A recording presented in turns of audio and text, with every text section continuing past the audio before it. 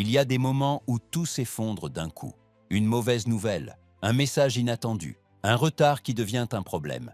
Et tu sens ton cœur s'accélérer, ton souffle se raccourcir, tes pensées s'éparpiller comme si le monde entier s'était resserré autour de toi. Mais si je te disais que ce que tu appelles stress n'est pas ton ennemi, mais un test pour savoir si tu vas réagir comme tu l'as toujours fait, ou si tu vas enfin devenir celui qui garde son pouvoir, même quand le sol tremble sous ses pieds. Regarde une seconde ta vie. Combien d'opportunités tu as perdues simplement parce que tu as paniqué trop vite? Combien de conflits tu aurais pu éviter si tu étais resté droit, calme, solide? Combien de décisions tu as prises sous l'impulsion et regrettées ensuite? La vérité dérangeante, c'est que la plupart des gens perdent leur bataille bien avant de les commencer. Pas parce qu'ils manquent de force, mais parce qu'ils perdent leur calme. Leur esprit devient leur propre adversaire, leur émotion les trahit et la situation gagne. Mais toi, tu n'es pas obligé de rester prisonnier de ce mécanisme. Tu peux apprendre à combattre différemment, pas en criant, pas en t'accélérant, pas en serrant les dents, en restant calme, immobile, stratège, maître de toi-même. Imagine un instant, un problème surgit demain, tout le monde autour de toi panique. Les voix montent, les regards fuient, les nerfs explosent. Mais toi, tu restes ancré. Tu regardes la situation comme si elle ne pouvait pas te toucher. Et soudain, tu deviens le point fixe dans le chaos. Tu penses que c'est impossible? Alors rappelle-toi ceci. Le calme n'est pas un don, c'est une compétence, une arme. Un avantage injuste dans un monde qui réagit trop vite. Ceux qui l'ont maîtrisé avancent pendant que les autres s'effondrent. Et si tu veux comprendre ce qui rend un homme réellement puissant, ne regarde pas comment il agit quand tout va bien. Regarde comment il respire quand la tempête commence. Là, tu vois la vérité. Le plus grand danger que tu puisses affronter n'est pas l'épreuve en elle-même. C'est la version de toi qui perd le contrôle au mauvais moment, celle qui dramatise, celle qui s'imagine le pire, celle qui se laisse emporter par la peur avant même d'avoir réfléchi. Mais si tu ignores ce message, prépare-toi à revivre encore et encore le même cycle, impulsivité, regret, fatigue mentale, et cette impression que tu n'as jamais complètement les commandes de ta vie. C'est ce qui te vole ta force sans que tu t'en rendes compte. Maintenant, imagine le contraire. Tu gardes ton calme, ton visage ne change pas, ton esprit reste clair. Les mots sortent lentement, précisément, sans excès. Et la situation se plie devant toi, pas par magie, mais parce que tu es le seul à rester maître de lui-même quand tous les autres s'effondrent. Ce que tu vas apprendre ici n'est pas une technique de respiration ou une citation inspirante. Ce que tu vas apprendre, c'est une loi qui dit que celui qui garde son calme garde sa puissance, et celui qui garde sa puissance finit toujours par gagner. Il y a un moment dans la vie où un homme doit décider comment il veut se présenter au monde, comme celui qui explose à la moindre pression ou comme celui qu'aucune tempête n'arrive à briser. Ce moment, c'est maintenant. Parce qu'à partir d'ici, tu vas découvrir quelque chose que personne ne t'a jamais expliqué. Comment transformer ton calme en arme, ta maîtrise en force et ton sang-froid en domination silencieuse. Comment répondre aux épreuves sans t'effacer, sans t'agiter, sans te faire voler ton pouvoir. Tu vas comprendre pourquoi les sages gagnent sans se battre, pourquoi les leaders inspirent sans élever la voix, et pourquoi ceux qui restent calmes avancent plus loin que ceux qui réagissent trop vite. Alors écoute comme si ton avenir t'observait. Écoute comme si chaque seconde de contrôle que tu gagnes aujourd'hui te rapprochait d'une version de toi qui ne se laisse plus jamais écraser par la pression. Parce que ce que tu vas entendre maintenant peut changer la manière dont tu traverseras toutes les épreuves qui t'attendent. Il existe dans l'esprit humain une force silencieuse que la plupart ne reconnaissent qu'après l'avoir perdue, le calme. Non pas ce calme mou que l'on confond avec l'inaction, mais ce calme compact, solide, enraciné, qui fait d'un homme une présence sûre, même lorsque le monde se fragmente autour de lui. Les hommes ignorent souvent sa valeur, jusqu'au jour où leur manque de maîtrise les trahit devant une situation qu'ils auraient pu dominer s'ils avaient su rester immobiles à l'intérieur. L'épreuve n'a jamais brisé un homme qui était demeuré maître de lui-même. Ce sont les réactions précipitées, les pensées affolées, les images catastrophiques que l'esprit fabrique en un éclair qui font perdre la bataille avant même qu'elle ne commence. Le calme est la clé qui sépare les hommes qui subissent des hommes qui dirigent. Ceux qui gardent leur sang-froid devant le choc utilise cette force comme une arme. Les autres s'y abandonnent et s'écroulent.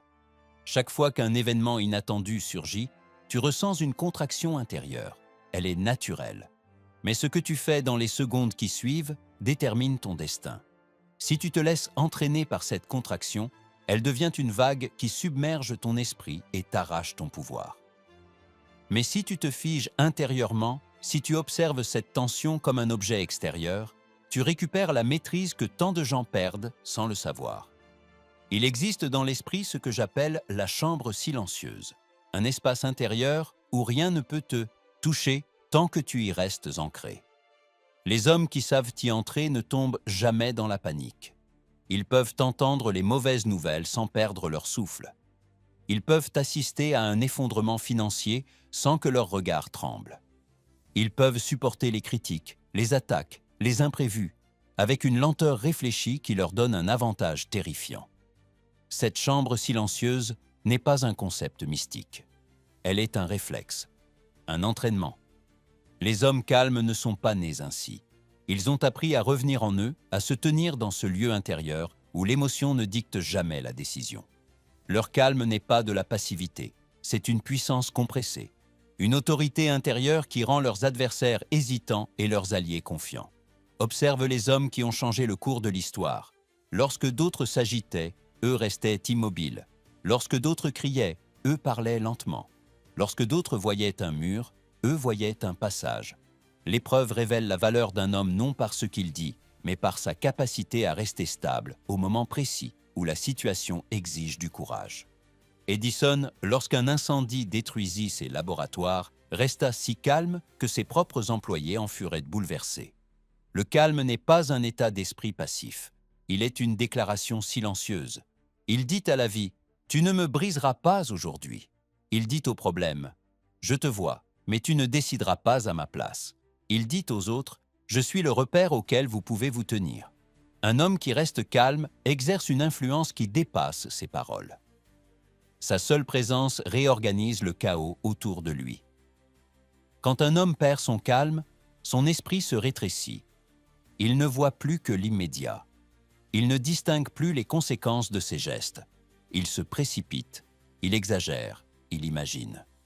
La panique rend l'homme aveugle et le pousse à offrir sa force à l'épreuve plutôt que de l'utiliser pour la maîtriser.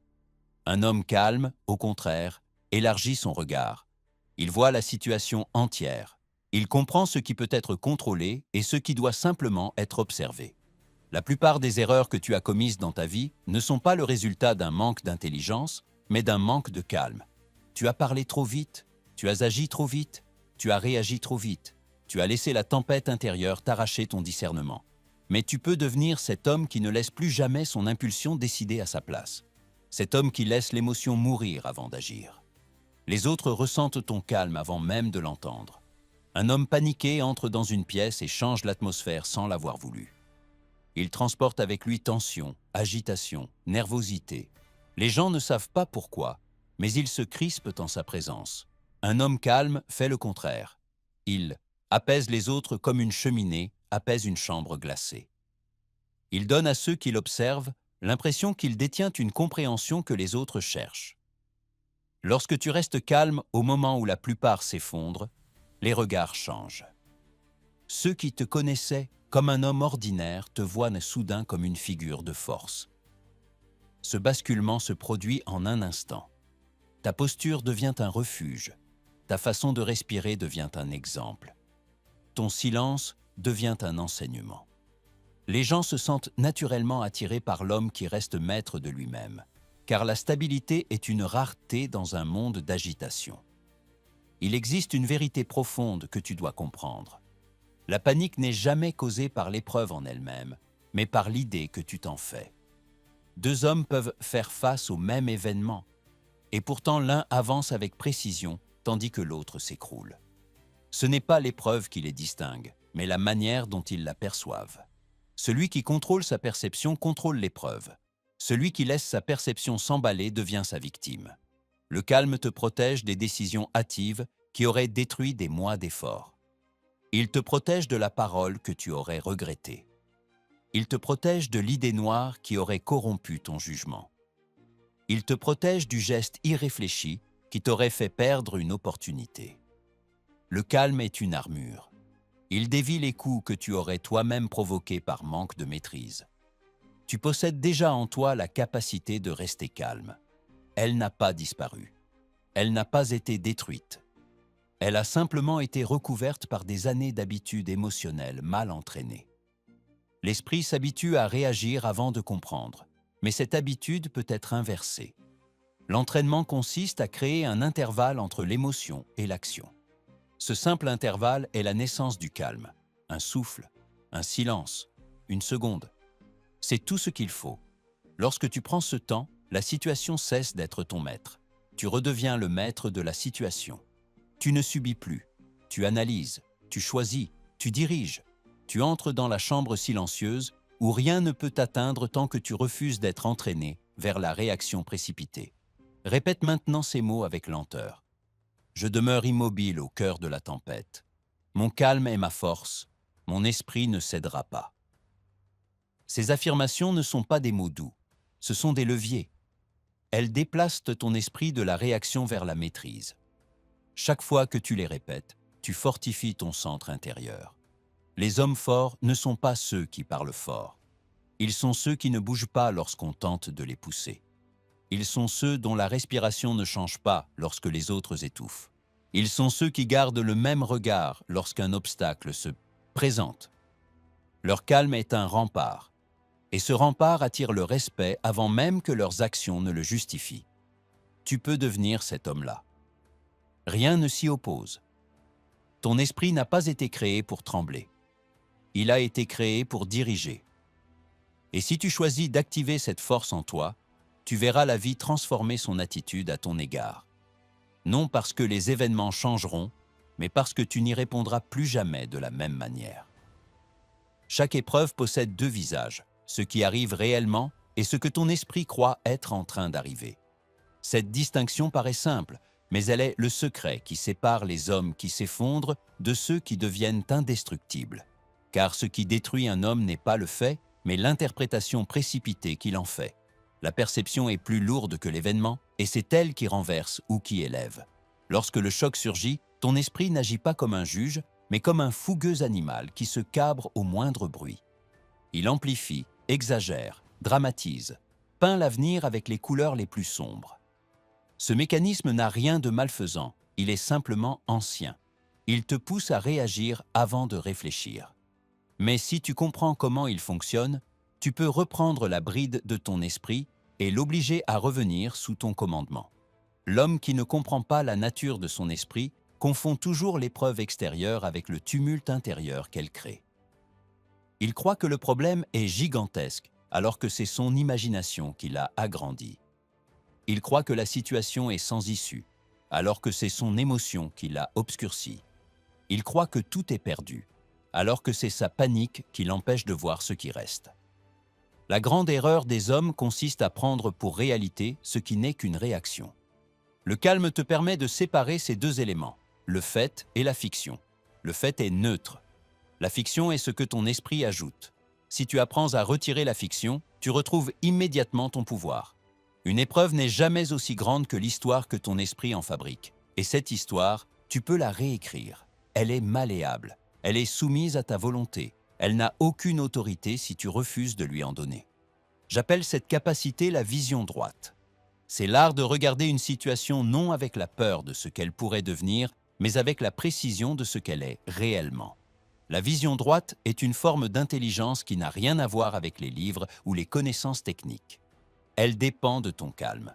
Lorsque tu es calme, tu vois plus clair. Lorsque tu vois plus clair, tu diriges mieux. Lorsque tu diriges mieux, tu transformes l'épreuve en avantage. La vision droite agit comme une balance intérieure. Elle pèse chaque élément sans exagération. Elle sépare ce qui dépend de toi de ce qui n'en dépend pas. Elle te montre ce que tu peux influencer immédiatement, ce que tu dois observer et ce que tu dois ignorer. Tant que tu restes calme, cette balance fonctionne. Dès que tu perds ton calme, elle se renverse et ton esprit tombe dans le désordre. La panique resserre ton champ de vision. Elle te fait croire qu'il n'existe qu'une seule issue, et cette issue semble toujours catastrophique. Elle te coupe de ta sagesse. Elle contracte ton souffle, trouble ta logique, accélère ton pouls. Mais le calme ouvre le champ. Il révèle les options. Il montre les détails que la peur cache. Il éclaire les points faibles du problème. Il te rend capable de décider alors que les autres se noient dans l'agitation.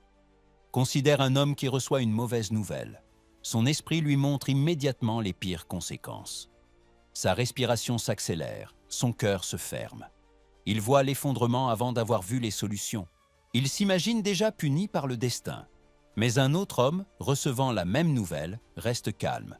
Il regarde l'événement comme on observe une pièce d'un jeu stratégique. Il ne s'effondre pas, il analyse. Il ne s'agite pas, il mesure. Il ne dramatise pas, il découpe. Ce second homme possède la vision droite. L'épreuve ne le domine pas car il refuse de l'interpréter avant de l'avoir regardée. Il sait que l'esprit ment lorsqu'il est pris par la peur. Il sait que le premier récit intérieur est presque toujours faux. Il sait que la sagesse n'apparaît jamais dans la précipitation.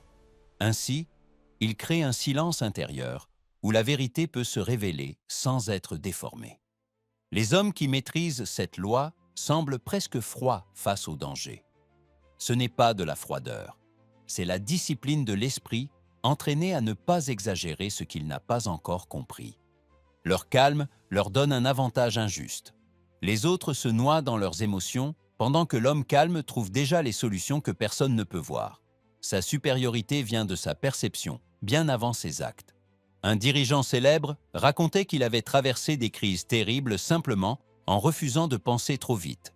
Il s'imposait toujours quelques secondes de silence, même lorsque la situation exigeait une réaction immédiate. Ces secondes étaient son secret. Elles lui permettaient de maintenir son esprit hors de la tempête et d'observer les faits sans y ajouter sa propre peur. Sa vision droite faisait de lui un roc au milieu de l'agitation. Le calme n'efface pas l'épreuve, mais il révèle la vérité derrière elle. Il te montre ce que tu ne voyais pas. Il te donne accès à un niveau supérieur de compréhension. Les hommes qui perdent leur calme vivent leur vie comme s'ils étaient attaqués de toutes parts. Ceux qui gardent leur calme comprennent que chaque épreuve possède un point stratégique. Ce point, la peur le cache, le calme le révèle. Le trouble intérieur transforme un grain de sable en montagne. Le calme transforme une montagne en marche. La différence ne vient pas de la nature du problème, mais de la manière dont ton esprit le décrit. Et si ton esprit apprend à décrire le problème avec précision, tu deviendras maître de ta route. Ce que tu décris correctement, tu peux le résoudre. Ce que tu déformes, tu subiras. Répète ces mots. Je vois la situation telle qu'elle est. Rien de plus, rien de moins. Cette phrase est une arme. Elle retire à la peur son masque grandiose. Elle te ramène au réel. Elle te donne la vision droite que les hommes puissants utilisent pour dominer les situations où les autres échouent. La peur a besoin d'exagération. La clarté a besoin de calme. Lorsque tu actives la vision droite, tu découvres que la plupart de tes angoisses venaient de ton imagination, non de la réalité. Tu te libères de l'habitude de supposer le pire. Tu récupères la maîtrise que tu avais abandonnée à la panique. Tu deviens capable de traverser des tempêtes qui briseraient n'importe quel autre homme. Ce pouvoir commence à l'intérieur, dans la manière dont tu regardes ce qui se présente à toi. Il existe une autre vérité essentielle. L'homme qui voit juste agit juste. L'homme qui voit trouble agit trouble. La qualité de ta perception détermine la qualité de tes actions. Si tu vois l'épreuve comme un mur, tu reculeras. Si tu la vois comme une marche, tu monteras. La réalité ne change pas. Ton interprétation, elle, peut transformer ton chemin entier. Les plus grands leaders de ce monde ne sont pas ceux qui ont évité les épreuves, mais ceux qui ont vu à travers elles. Ils possédaient un regard calme, un regard qui tranchait à travers le chaos comme un fil d'acier. Ce regard n'était pas inné. Il était le fruit d'une discipline intérieure. Ils avaient appris à ne pas croire la première version de leur pensée lorsque l'émotion frappait. L'épreuve cherche toujours à te voler ton regard. Elle essaie de te surprendre, de t'effrayer, de te faire vaciller. Mais si tu restes fidèle à ta vision droite, elle ne pourra jamais t'arracher ta direction. Tu peux trembler un moment, mais tu ne cèdes pas. Tu peux être surpris, mais tu ne te désorganises pas. Tu peux être touché, mais tu restes entier. La vision droite est le fondement du calme durable. C'est la loi par laquelle l'homme cesse d'être victime de son esprit et devient le maître de son interprétation. Et lorsque tu deviens maître de ton interprétation, aucune épreuve ne peut dominer ton esprit. Tu deviens l'homme qui regarde, comprend, décide, tandis que les autres réagissent, craignent, regrettent. Tu viens de comprendre la mécanique intérieure des épreuves. Tu es maintenant prêt à apprendre comment transformer ta pensée en pilier. Il existe dans l'homme une force que personne ne peut lui enlever, la capacité de choisir la pensée qu'il va nourrir. Cette pensée n'est pas un simple mot qui traverse l'esprit. Elle devient une pierre d'appui, un pilier, une fondation intérieure qui soutient toute ton attitude dans les moments de tension. Ceux qui comprennent cette loi construisent en eux un esprit solide comme le roc. Ceux qui l'ignorent laissent leur pensée se former au hasard et deviennent fragiles au premier choc. La pensée répétée est l'ouvrier invisible qui bâtit ou détruit le caractère. Si tu veux savoir pourquoi un homme s'effondre devant l'épreuve, alors qu'un autre demeure droit, regarde ce qu'ils ont répété dans leur esprit durant les mois précédents. L'épreuve ne révèle jamais quelque chose de nouveau, elle révèle ce qui était déjà formé. Elle expose la qualité du pilier intérieur. Un esprit qui répète la peur crée un pilier qui se fissure. Un esprit qui répète la direction crée un pilier qui supporte tout. La plupart des hommes ne surveillent pas leurs pensées. Ils les laissent se succéder comme des vagues sans direction, et leur vie se modèle sur ces vagues instables. Ils répètent sans s'en rendre compte les idées les plus destructrices. « Je n'y arriverai pas, je suis dépassé, je suis fatigué ». Et ces pensées deviennent leur atmosphère. Leur posture s'affaisse, leur voix hésite, leur aura se trouble. Derrière chaque faiblesse visible, il y a une pensée répétée. Ce que j'appelle la pensée maîtresse n'est pas une pensée ordinaire. C'est une idée choisie, entretenue, répétée avec une telle constance qu'elle finit par devenir un pilier. Une fois installée, elle transforme la manière dont tu perçois les événements. Elle devient ton premier réflexe, ton filtre, ta voix intérieure. Un homme qui répète chaque jour « Je demeure maître de moi-même » finit par croire cette phrase d'une manière si profonde que l'épreuve ne peut plus la contredire. La pensée maîtresse est une graine que tu plantes dans la terre de ton esprit. Chaque répétition l'arrose, chaque silence intérieur lui donne de l'espace, chaque victoire la rend plus vivante. Au début, elle semble artificielle, comme une structure que tu forces. Mais vient le jour où elle n'a plus besoin d'être répétée. Elle agit d'elle-même. Elle devient ton réflexe naturel. Elle devient ta fondation. Les hommes qui réussissent ne sont pas ceux qui ont les meilleures conditions, mais ceux qui possèdent la meilleure pensée maîtresse. Edison répétait mentalement que chaque difficulté est une porte déguisée. Cette pensée forgeait en lui une résistance phénoménale.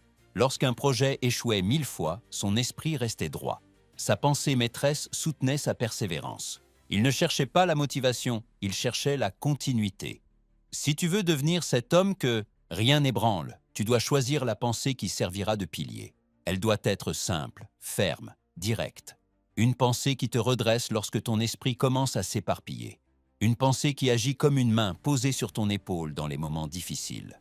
Une pensée qui dit « Reste debout ». Une seule suffit, pourvu qu'elle soit répétée. Répétée jusqu'à devenir ta nature. Répéter une pensée est une forme de forge. L'esprit est comme un métal souple.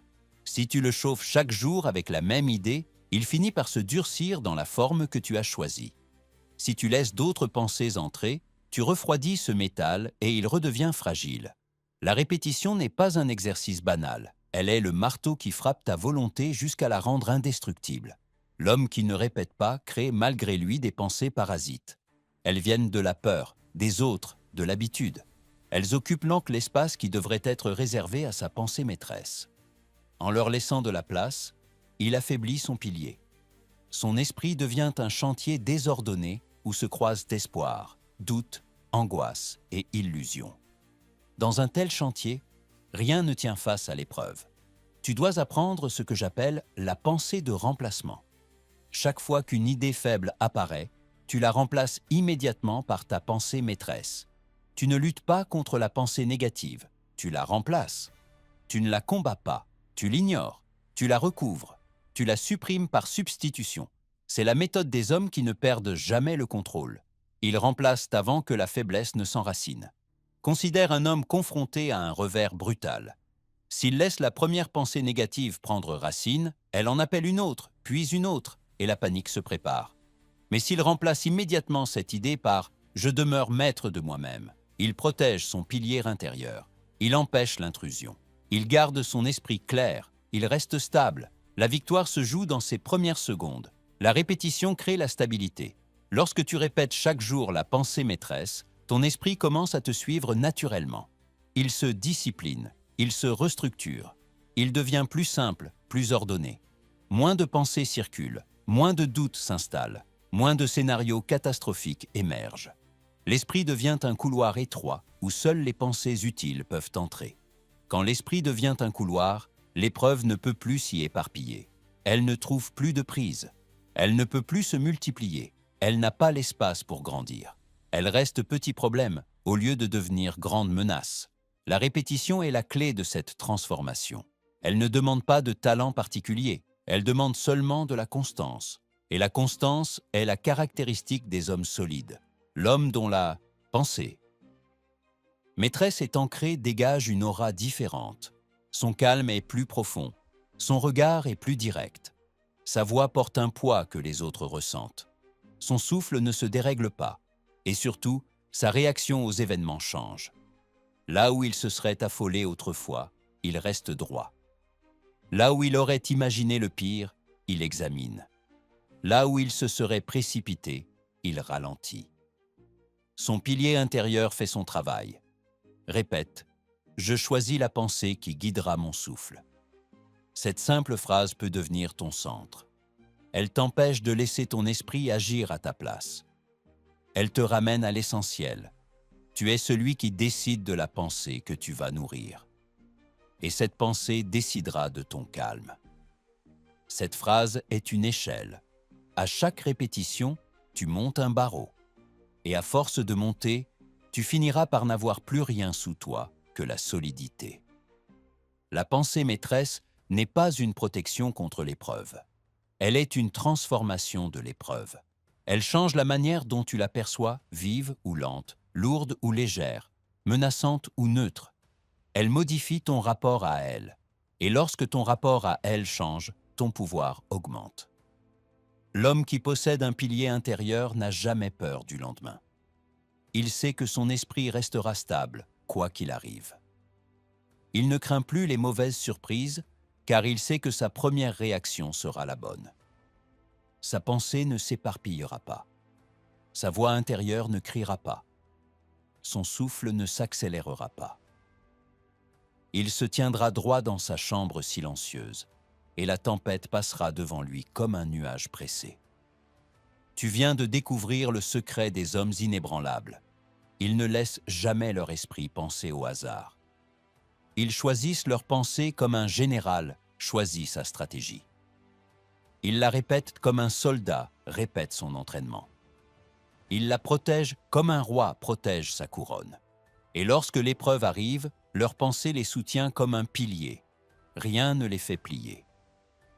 Maintenant, tu peux avancer vers la dissolution de la panique à sa racine. La panique n'est jamais née de l'épreuve elle-même. Elle naît de ce qui vit déjà en toi avant que l'épreuve n'apparaisse.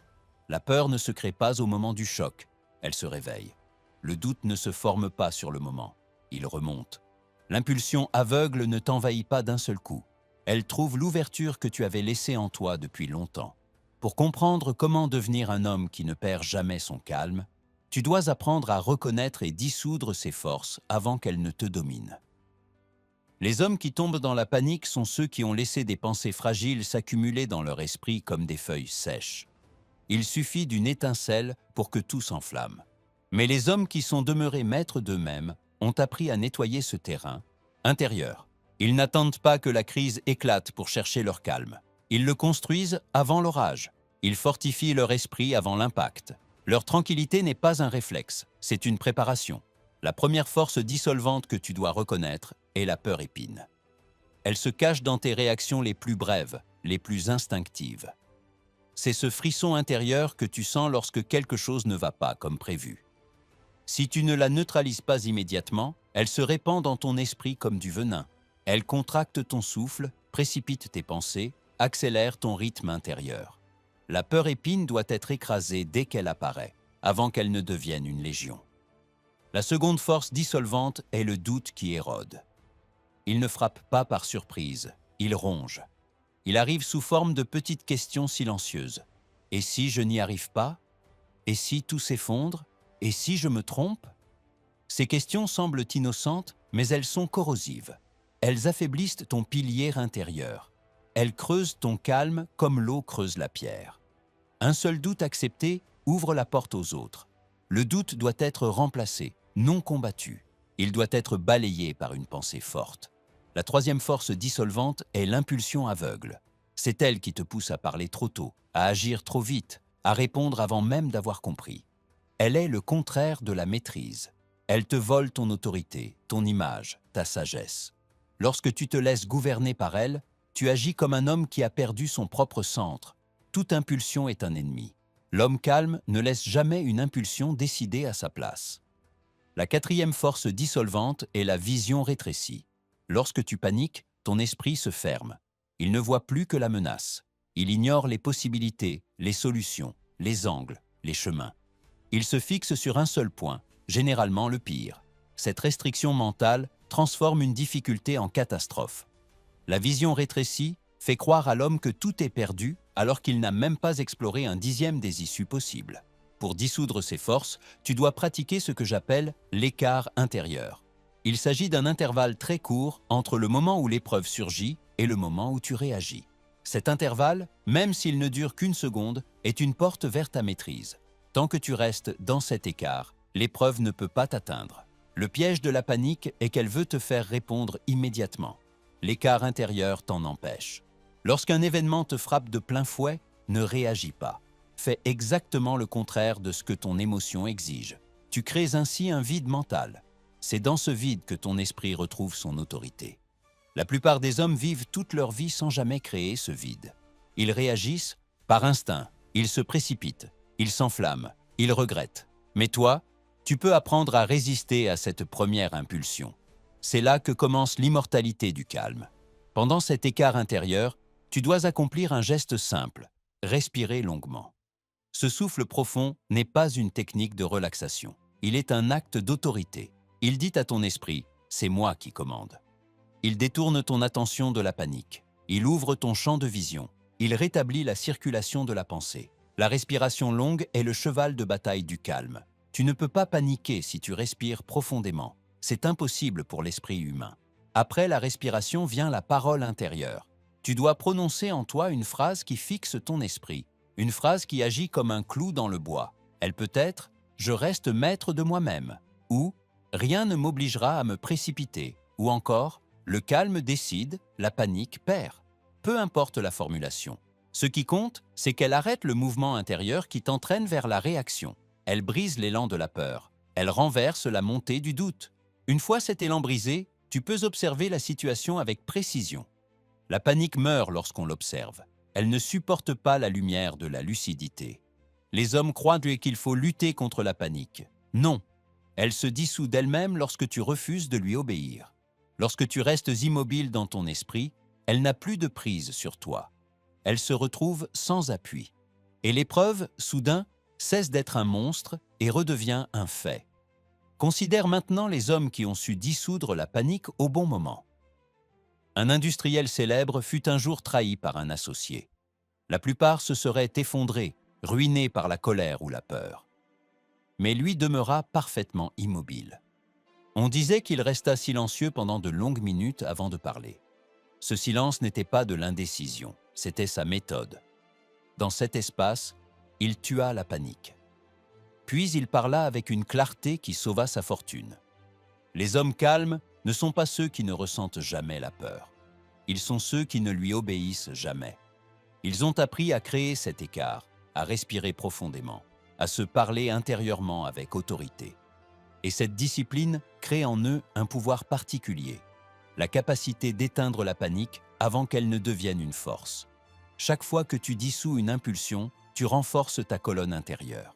Chaque fois que tu refuses de croire le premier récit catastrophique de ton esprit, tu l'éduques. Chaque fois que tu reviens à ton souffle, tu montes d'un degré dans la maîtrise. ce travail te transforme. Il ne te rend pas insensible, il te rend impassible. Ce n'est pas la même chose. L'homme insensible fuit, l'homme impassible domine. Tu dois répéter ces mots. Je ne répondrai jamais depuis la peur. Cette phrase doit devenir un pacte. Si tu la tiens, ton esprit te respectera. Il commencera à comprendre que tu n'es plus l'esclave de tes réactions. Il t'obéira. Et lorsqu'il t'obéit, le calme devient naturel. Alors seulement l'épreuve perd son pouvoir. Et maintenant que tu as appris à dissoudre la panique, tu peux commencer à construire une présence qui influence les autres. L'homme qui garde son calme dans l'adversité développe une présence qui dépasse ses gestes. Il n'a plus besoin de convaincre. Sa simple attitude commande l'attention. Il n'a plus besoin d'imposer. Sa posture suffit. Il n'a plus besoin d'élever la voix. Son silence parle pour lui. Quand un homme devient maître de lui-même, il devient maître de l'atmosphère qui l'entoure. Et c'est cette présence, plus que toute autre compétence, qui lui donne un avantage incomparable dans chaque relation humaine. Cette présence n'a rien de spectaculaire. Elle ne cherche pas à être remarquée. Elle ne force rien. Elle agit comme une gravité intérieure. Elle attire les regards, recentre les esprits, apaise les tensions. Les hommes se sentent différents en présence d'un homme calme. Ils parlent avec plus de clarté. Ils réfléchissent avec plus d'ordre. Ils ajustent leur posture sans même savoir pourquoi. La présence dirigeante transforme un lieu entier sans prononcer un seul commandement. Lorsque tu apprends à rester calme dans les moments cruciaux, ton aura devient un instrument silencieux de persuasion. Les autres sentent que tu n'es pas affecté par la pression. Ils sentent que tu vois plus clair qu'eux. Ils sentent que tu ne te laisses pas entraîner par l'agitation. Et cela leur inspire un respect instinctif. Aucun diplôme, aucun statut, aucune apparence n'égale l'effet produit par un homme dont le calme ne vacille pas. Les hommes se trompent souvent sur la nature de l'influence. Ils croient qu'elle provient de la force des mots. Ils croient qu'elle provient du pouvoir hiérarchique. Ils croient qu'elle provient de la personnalité. En vérité, elle provient d'une seule chose, la maîtrise intérieure. Celui qui dirige son esprit finit par diriger l'atmosphère. Celui qui dirige l'atmosphère finit par diriger les autres, sans même en avoir l'intention. Observe un homme calme lorsqu'il entre dans une salle où règne la confusion. Il ne hausse pas le ton. Il ne tape pas du poing. Il ne donne pas d'ordres impulsifs. Il se tient simplement droit, respire profondément, regarde autour de lui avec précision. Et, presque immédiatement, les autres s'apaisent. Ils sentent que quelqu'un capable de porter la situation vient d'arriver. Ils ralentissent, s'organisent, se recentrent. La présence dirigeante parle à leur place. Un homme qui perd ses moyens rend les autres nerveux. Un homme qui garde son calme les rassure. La nature humaine cherche instinctivement celui qui ne tremble pas. Elle reconnaît chez lui une sorte de lumière intérieure. Cette lumière n'est pas mystique. Elle est le résultat de la discipline mentale. Lorsqu'un homme a appris à se tenir droit dans la tempête, les autres se tournent vers lui comme des voyageurs se tournent vers un phare. Les hommes qui ont dirigé le cours de la civilisation possédaient cette présence dirigeante. Andrew Carnegie ne parlait jamais avec agitation. Ceux qui l'entendaient témoigner remarquaient une lenteur intentionnelle dans sa voix. Cette lenteur n'était pas un défaut, elle était une arme. Elle signalait que rien ne pouvait le forcer à accélérer son jugement. Elle imposait le rythme de la conversation. Elle obligeait les autres à réfléchir avant de répondre. Henry Ford, lui, avait une manière particulière de regarder les problèmes. Il demeurait si calme dans l'adversité que ses collaborateurs se sentaient presque ridicules de paniquer. Sa tranquillité rendait la panique inutile. Cette tranquillité n'était pas naturelle. Ford l'avait bâtie. Il répétait souvent qu'un homme qui perd son calme perd 20% de son intelligence. Et ceux qui ont travaillé avec lui affirmaient que sa présence seule suffisait à résoudre les tensions d'une équipe. Lorsque tu deviens cet homme dont la présence apaise, tu gagnes automatiquement une autorité que personne ne peut contester. Les disputes cessent, les peurs diminuent, les accusations s'affaiblissent, les conversations reprennent un ordre naturel, les décisions se prennent plus facilement.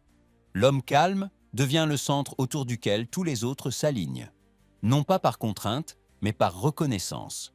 Cette présence dirigeante commence par un seul geste, ralentir. Lorsque les autres accélèrent, toi tu ralentis. Lorsque les autres paniquent, toi tu restes immobile. Lorsque les autres parlent trop vite, toi tu parles avec mesure. Lorsque les autres s'éparpillent, toi tu te recentres. Cette différence crée une cassure dans la dynamique émotionnelle. Elle change la trajectoire de la situation. La maîtrise intérieure crée une domination silencieuse. L'homme calme ne réagit jamais immédiatement, il répond. Ce délai, cette seconde de silence, est son pouvoir. Les autres s'agitent car ils sont captifs de leur impulsion. Lui s'impose un intervalle. Cet intervalle est son trône intérieur. Dans ce trône, il voit ce que les autres ne voient pas. Il comprend ce que les autres ne comprennent pas. Il respire là où les autres étouffent. La présence dirigeante trouve sa force dans ce trône. Lorsque tu restes calme dans une conversation, ton interlocuteur te respecte davantage. Lorsque tu restes calme dans une négociation, tu domines sans t'imposer. Lorsque tu restes calme dans un conflit, tu obliges l'autre à se calmer. Lorsque tu restes calme face à un affront, tu désarmes ton adversaire. Le calme est une stratégie. Il affaiblit l'impulsif. Il stabilise l'incertain. Il impressionne l'arrogant. Considère un homme qui se dispute avec toi. S'il hausse le ton et que tu restes calme, il perd immédiatement son équilibre. Il sent qu'il ne te contrôle pas. Son agressivité se retourne contre lui. Son impulsion se dissout dans ton calme. Et les observateurs se rangent naturellement de ton côté. Non parce que tu as mieux parlé, mais parce que tu as mieux dominé ton esprit. Lorsque tu deviens maître de ton calme, tu deviens maître de la perception que les autres ont de toi. Ils ne te voient plus comme un homme parmi d'autres. Ils te voient comme une force morale. Ils sentent qu'il y a en toi quelque chose d'inflexible. Tu acquiers une sorte de respect silencieux, celui qu'on accorde aux piliers. Les autres ne t'attaquent plus de la même manière. Ils ne te testent plus. Ils t'écoutent. Le calme influence les autres parce qu'il influence d'abord toi-même. Il te permet de rester logique lorsque les autres s'égarent.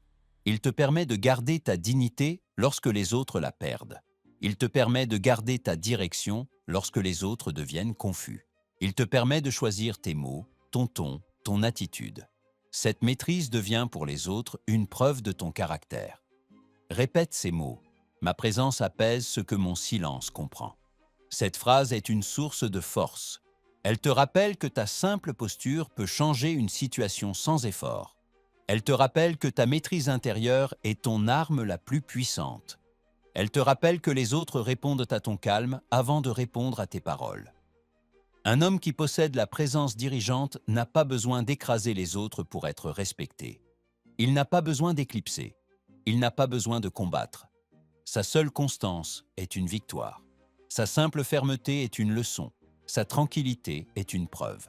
Le calme devient son identité, et cette identité attire les bonnes relations, repousse les mauvaises influences, ouvre les bonnes portes.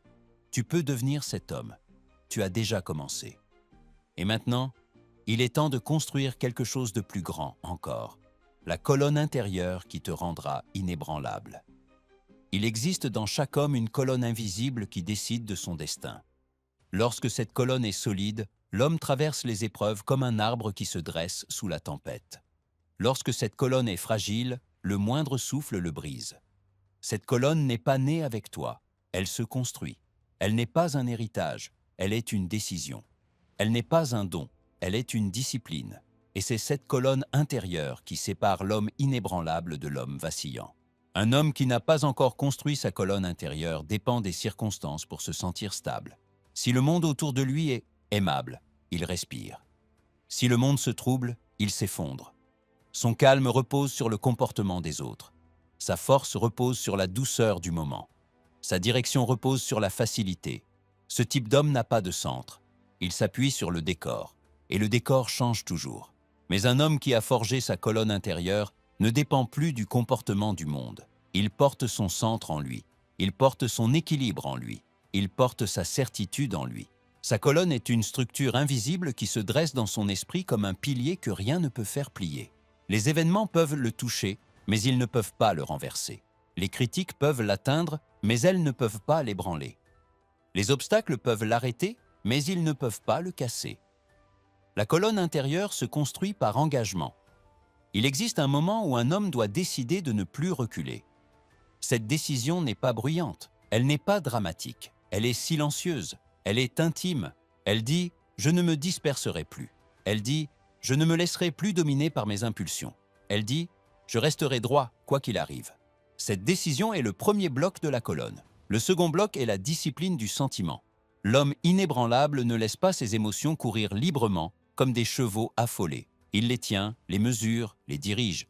Il ne les laisse pas décider de son comportement. Il les observe, puis il agit. Sa maîtrise ne consiste pas à ne plus ressentir, mais à ne plus laisser ses sentiments prendre les commandes. La plupart des hommes laissent une émotion fugitive décider de leur réaction. Celui qui veut être inébranlable refuse cette faiblesse. Le troisième bloc est la domination des impulsions. Un homme sans colonne agit selon ses peurs, ses colères, ses envies soudaines. Il parle trop vite. Il répond trop tôt. Il choisit sans réfléchir. Chaque impulsion est une fissure dans sa colonne. Mais un homme maître de lui-même ne suit jamais une impulsion. Il la laisse mourir. Puis il agit depuis son centre. C'est ainsi que sa colonne devient solide, en refusant de donner du pouvoir à ce qui n'est pas durable. Le quatrième bloc est l'engagement continu. Une colonne n'est solide que si l'homme la nourrit chaque jour. Il doit répéter ses principes, ses pensées maîtresses, ses décisions, même lorsqu'il n'en ressent pas l'envie. La constance est un ciment invisible. Chaque jour où tu choisis la maîtrise renforce ta colonne. Chaque jour où tu cèdes à la panique l'affaiblit. La force n'est jamais un événement, elle est une accumulation. Les hommes qui ont marqué l'histoire possédaient cette colonne. Lincoln, par exemple, traversa des années de guerre, d'attaques, de critiques, d'épuisement, mais son calme demeura. On disait qu'il réfléchissait longtemps avant de parler, même sous la pression là, plus extrême. Certains le prenaient pour un homme lent. En vérité, il était un homme droit. Sa colonne intérieure le protégeait de la folie des foules et des émotions de son entourage. La colonne intérieure d'un homme finit par devenir visible. Pas sous la forme d'un discours, mais sous la forme d'une tranquillité qui force le respect. Plus sa colonne est solide, plus sa présence impose le silence dans les situations difficiles. On se sent naturellement en sécurité près de lui. On lui confie des responsabilités. On lui demande des avis. Sa force crée une forme de gravité morale. Un homme avec une colonne intérieure développe une lenteur volontaire. Cette lenteur n'est pas un manque d'énergie, c'est la maîtrise du rythme. Il ne permet à personne d'accélérer son esprit. Il ne se laisse jamais entraîner par la précipitation des autres. Il choisit son rythme. Cette lenteur inflexible donne à tous ceux qui l'entourent le sentiment qu'il comprend quelque chose qu'ils ne voient pas. Le calme fait partie de sa colonne. Le silence fait partie de sa colonne. La retenue fait partie de sa colonne. L'observation fait partie de sa colonne. Il ne se met jamais en colère d'un seul coup. Il ne répond jamais sans réfléchir. Il ne souffre pas de ces secousses intérieures qui affaiblissent tant d'hommes. Sa colonne le tient, et lorsque la colonne tient, l'homme devient impossible à renverser. La plupart des hommes cèdent lorsqu'un obstacle se dresse soudainement. Ils voient une difficulté et leur colonne intérieure se transforme en poudre. Ils s'agitent, ils protestent, ils cherchent à fuir. Mais l'homme maître de lui-même voit la même difficulté et se tient droit. Il attend, il mesure, il cherche le point faible, il garde son souffle régulier. L'obstacle, alors, perd la moitié de son pouvoir. Ce n'est pas l'obstacle qui détermine la victoire, c'est la colonne intérieure qui le regarde. Illustre cela ainsi. Deux hommes marchent sous une pluie violente. Le premier panique, court, trébuche, se mouille davantage. Le second marche lentement, redresse sa tête, observe le chemin, économise son énergie. Le premier homme se bat contre la tempête. Le second avance malgré elle. Leur destination est la même, mais leur expérience ne l'est pas. Leur différence n'est pas le ciel. Leur différence est leur colonne. L'homme inébranlable apprend également à fermer son esprit aux influences faibles. Il ne permet pas aux plaintes des autres de devenir ses pensées. Il ne permet pas aux peurs extérieures de devenir ses peurs. Il ne laisse pas les émotions d'autrui pénétrer sa colonne. Il écoute, mais son centre ne bouge pas. Il comprend, mais il ne se déforme pas. Sa colonne n'est pas poreuse. Elle est faite d'une matière qui ne se mélange pas. Cette force intérieure donne à l'homme un avantage décisif dans chaque relation humaine. Les autres testent instinctivement ceux qu'ils rencontrent. Ils observent leur stabilité. Ils observent leur souffle. Ils observent leur réaction. Et lorsqu'ils rencontrent un homme dont la colonne ne vacille pas, ils ressentent une forme de respect involontaire. C'est ce respect qui permet à cet homme de diriger sans élever la voix. Répète maintenant ces mots, lentement. Je demeure droit même lorsque tout plie autour de moi. C'est une phrase qui construit. Elle ne décrit pas ce que tu es, elle sculpte ce que tu deviens. Chaque fois que tu la répètes, elle renforce ta colonne. Chaque fois que tu la prononces en silence, elle corrige une faiblesse dans ton esprit. Chaque fois que tu l'utilises au cœur d'une épreuve, elle t'empêche de perdre ton centre. Un homme qui possède une colonne intérieure n'a plus peur du futur, non pas parce qu'il croit que tout ira bien, mais parce qu'il sait qu'il ne s'effondrera pas. Sa sécurité ne dépend plus des événements, elle dépend de sa solidité. Tant que sa colonne tient, il peut traverser des épreuves que d'autres n'auraient même pas osé regarder. Il existe dans la colonne intérieure une puissance que très peu d'hommes expérimentent, la paix active. Il ne s'agit pas d'une paix qui dort, mais d'une paix qui dirige. Cette paix transforme l'homme en un être dont les décisions sont plus lourdes, plus justes, plus efficaces. Les autres voient cette paix et la respectent. Ils sentent qu'elle est rare. Ils sentent qu'elle est réelle. Ils sentent qu'elle est dangereuse pour ceux qui voudraient tester sa force. L'homme inébranlable ne se vante jamais de sa paix. Il ne s'en glorifie pas, il ne la montre pas, il la vit. Et la vie autour de lui change. Les situations se réorganisent, les conflits se calment, les inquiétudes s'apaisent. Sa colonne devient une épine dorsale pour les autres. Elle devient un repère. Tu es maintenant prêt à marcher dans la vie comme un être qui ne perd plus jamais son calme. Lorsque l'homme a façonné son calme, purifié sa pensée, dissous ses peurs, maîtrisé son souffle et dressé sa colonne intérieure, il se tient enfin devant la dernière marche, apprendre à marcher chaque jour comme un être maître de lui-même. Car la maîtrise n'est pas un événement, elle n'est pas un moment de gloire, elle n'est pas un éclair de lucidité, elle est une manière de vivre, une manière de respirer, une manière d'exister. Le monde appartient à ceux qui avancent avec une stabilité que rien ne peut corrompre, une stabilité qui ne dépend ni des circonstances, ni des humeurs des autres, ni des résultats immédiats. Une stabilité qui vient de cette colonne intérieure, de cette clarté mentale, de ce calme enraciné que tu as appris à bâtir au fil des parties précédentes. Et maintenant, il te reste à l'habiter, à la porter, à en faire ta manière d'être. L'homme maître de lui-même ne se contente pas de rester calme au cœur de la tempête. Il reste calme dans les petites choses. Il reste calme dans la routine. Il reste calme dans les gestes simples. C'est là que la véritable maîtrise commence. Non dans les grandes épreuves, mais dans les 1000 instants ordinaires où la plupart des hommes ne prêtent aucune attention à leur attitude. L'homme inébranlable se construit dans la répétition du quotidien. Chaque geste doit être une preuve de ta maîtrise. Chaque pas doit exprimer ta direction. Chaque regard doit refléter ta clarté. Tu dois marcher comme un homme qui possède son propre temps, son propre centre, son propre souffle. Ne laisse rien t'arracher ton rythme. Ne laisse rien t'obliger à accélérer. Le monde respecte celui qui garde la lenteur intérieure même dans la vitesse extérieure.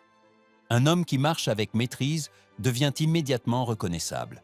Sa démarche est assurée, mais jamais pressée. Ses épaules ne se contractent pas. Sa tête reste droite.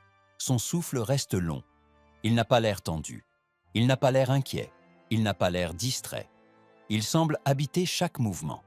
Ceux qui l'observent sentent qu'il porte quelque chose que la précipitation ne peut pas atteindre. Lorsque tu parles, parle comme un homme qui ne craint pas d'être écouté. Un homme qui maîtrise son calme ne se précipite jamais dans ses phrases. Il ne cherche pas à remplir le silence. Il ne cherche pas à convaincre par la force. Il parle lentement, précisément, comme s'il déposait chaque mot à sa place. Sa voix devient un instrument. Elle impose un ordre dans la conversation. Elle met fin au chaos autour de lui. Elle stabilise l'esprit des autres. Tu dois également apprendre à écouter comme un maître. L'homme calme écoute non pour répondre, mais pour comprendre. Il ne coupe pas. Il ne réagit pas. Il ne prend pas les mots de l'autre comme des attaques. Il écoute, il pèse, il absorbe. Et lorsqu'il parle, c'est avec la force de celui qui a d'abord laissé mourir le trouble. L'écoute profonde est l'expression la plus discrète mais la plus puissante de la maîtrise intérieure. Lorsque l'épreuve apparaît, L'homme maître de lui-même ne change pas d'attitude. Sa respiration ne s'accélère pas. Ses gestes ne deviennent pas brusques. Son visage ne trahit rien. Il reste le même homme, avec la même colonne intérieure, la même présence, le même souffle. Cette constance est d'une force redoutable, car elle enlève à l'épreuve le pouvoir de te contrôler. Elle enlève aux autres le pouvoir de te manipuler. Elle enlève au chaos le pouvoir de t'effrayer. Les autres te regarderont différemment. Ils verront que tu ne trembles pas. Ils verront que tu ne t'agites pas. Ils verront que tu ne perds jamais ta tenue. Ils verront que tu ne te laisses jamais emporter. Et cette perception changera tout. Ils te respecteront davantage. Ils te craindront davantage, ils te consulteront davantage, ils te testeront moins. La maîtrise du calme transforme la position que tu occupes dans l'esprit des autres. Tu deviendras un repère. Le genre d'homme que l'on cherche quand tout va mal. Le genre d'homme dont la seule présence calme les tensions. Le genre d'homme que les autres suivent naturellement, non parce qu'il s'impose, mais parce qu'on se sent plus fort près de lui. Ce type d'homme devient indispensable. Ce type d'homme devient rare. Ce type d'homme devient mémorable. La maîtrise intérieure te donnera un avantage immense dans chaque interaction. Les hommes impulsifs se dévoilent. Les hommes nerveux se fragilisent. Les hommes immatures se désorganisent. Mais toi, tu restes immobile. Tu restes droit. Tu restes centré. La véritable domination ne vient pas de la force. Elle ne vient pas de la colère. Elle ne vient pas de l'orgueil. Elle vient de la stabilité. Un homme stable devient imprévisible pour ses adversaires. Ils ne savent pas comment t'atteindre, car tu ne réagis jamais comme ils l'attendent. Ils ne savent pas comment te manipuler, car tu ne changes pas de posture. Ils ne savent pas comment te provoquer, car tu refuses de jouer leur jeu. Les hommes calmes déstabilisent ceux qui vivent de leur agitation. C'est pour cela qu'ils gagnent. Mais attention, la maîtrise intérieure ne doit pas être un masque. Elle doit être réelle. Elle doit être construite dans la répétition, nourrie par la pensée maîtresse, protégée par la colonne intérieure. Si tu fais semblant d'être calme, l'épreuve te brisera. Si ton calme est une façade, il s'effondrera. Tu dois devenir calme, non paraître calme. Tu dois le vivre, non l'imiter. Tu dois répéter chaque jour « Je marche avec le calme de ceux qui ne craignent rien ». Ce n'est pas une poésie, c'est une structure, une armature. Un rappel quotidien que le calme n'est pas un luxe, mais un devoir. Que la maîtrise n'est pas un choix, mais une arme. Que le sang-froid n'est pas un trait de caractère, mais une décision silencieuse que tu prends chaque matin. L'homme maître de lui-même n'évite pas les épreuves. Il les traverse. Il ne les maudit pas. Il ne s'y attache pas. Il les accueille comme des occasions de vérifier sa colonne intérieure. Il sait que chaque difficulté qui vient vers lui est une épreuve de sa maîtrise, non de sa valeur. Les difficultés ne testent jamais ta force physique. Elles testent la structure que tu as construite dans ton esprit. Et lorsque tu as prouvé à ton esprit que tu demeureras droit, même sous la pression, quelque chose se produit. Tu n'as plus peur du futur. Tu n'as plus peur de perdre. Tu n'as plus peur de tomber. Tu n'as plus peur des autres. Tu n'as plus peur de toi. Tu deviens libre. La liberté intérieure est la forme la plus haute du calme, car tant que tu crains ton propre esprit, tu ne peux pas traverser les épreuves sans trembler. Mais lorsque tu sais que tu resteras stable, quoi qu'il arrive, ta vie se transforme. Les épreuves n'ont plus le même goût, elles n'ont plus la même taille, elles n'ont plus la même autorité. Le calme n'efface pas la douleur, mais il empêche la douleur de diriger ta vie. Le calme n'empêche pas les obstacles, mais il transforme ta manière de les affronter. Le calme n'annule pas les épreuves, mais il t'élève au-dessus d'elles. Et lorsque tu marches dans la vie avec cette maîtrise, tu deviens un homme que rien ne peut détourner de sa route. Répète encore une fois pour sceller tout ce que tu viens d'apprendre. Ma maîtrise intérieure dirige ma vie entière. Je ne cède jamais mon calme. Je demeure le point fixe dans la tempête. À partir d'aujourd'hui, tu ne seras plus jamais le même homme face aux épreuves. Tu marcheras avec une force tranquille qui impose le respect. Tu deviendras l'homme que rien ne brise. Tu deviendras l'homme que tout le monde cherche dans les moments difficiles. Tu deviendras l'homme que tu aurais voulu être depuis longtemps.